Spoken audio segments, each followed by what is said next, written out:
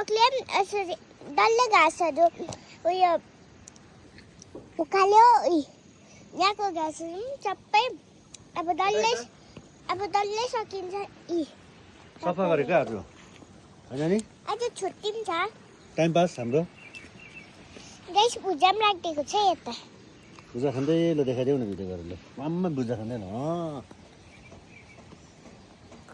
guys खायो बिहानै पानी खाएर नि आलमन्ड खाएको नि कसो भयो यो खाइदिएको मिठो लाग्यो पप्पाहरू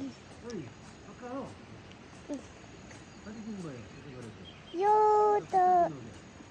यस्तो बम्पकले ठ्याक बम पकाउँछ के हो कि गाइस याद छ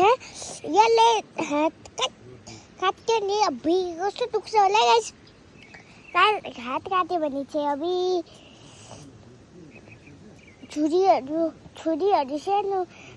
तपाईँहरू फोन गर्दाखेरि उयो तपाईँको नानी हुन्छ नि त्यो अम्बक काट्दाखेरि अम्बक कडा त्यो छुरीले थाक गर्दाखेरि नगर्नु दिनुहोस् है मैले पनि त्यस्तै गरी पठाएको कि ओइ त एकखेप नर्सरी के अलिकति भन्दा नर्सरी होला कि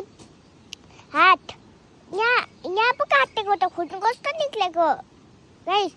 तपाईँहरू पनि त्यस्तो नगर्नु है मेरो हात त पुरा दुख्यो तपाईँहरू पनि नगर्नुहोस् है त्यस्तो